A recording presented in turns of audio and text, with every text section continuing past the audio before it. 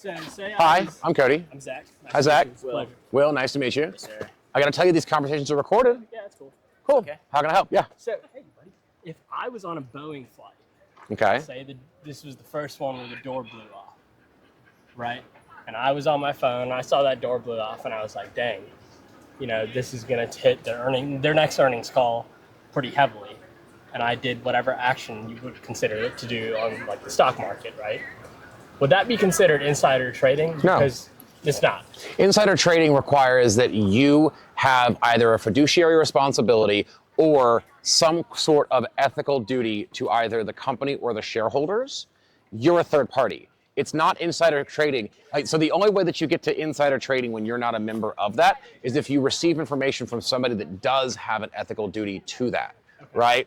You don't owe Boeing a duty. So if if I'm just driving along and I see 73 Teslas catch fire right now and I go and short Tesla stock, that's not insider trading. It's I saw a bunch of cars catch fire and I think that's going to hit the news tomorrow, right? It's insider trading when you work for Boeing and you have a report that says the bolts on the doors are only going to last about 90 days before they stress out and fall apart. And on day 75, you short the stock.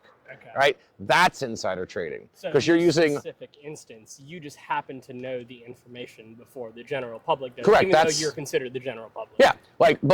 So insider trading is when you have like a fiduciary responsibility to the company, to the shareholders, right? Right. Or when you're using information that was given to you for the purpose of business operations or in confidence. You can't use that for your own personal gain, right? But if you get a ladder and you stand on this ladder over here and you take a telescope and you peer down over the 17-foot tall fence at Tesla and you see them designing the Cybertruck 2 and you're like, that seems really fucking cool, you can go buy Tesla stock. That's not insider trading. Okay. Yeah. Like, you're not an insider. So what you're saying is you would have to be privy to information that is not open to the general public. It is not open or available to the general public, or that is not easily obtainable by the general public, right? A plane crash is generally obtainable by the public. It's newsworthy, right? But insider trading implies that you either work there or you took a means to get information that was not subject to disclosure, was confidential, internal work product, or that was not readily available to somebody, available to somebody else, like public information.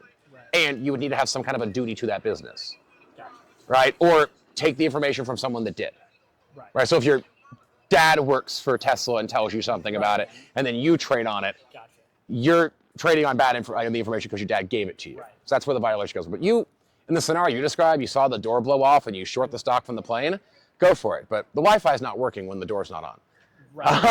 So good luck shorting that stock. All right. Thank you. I appreciate it. Yeah.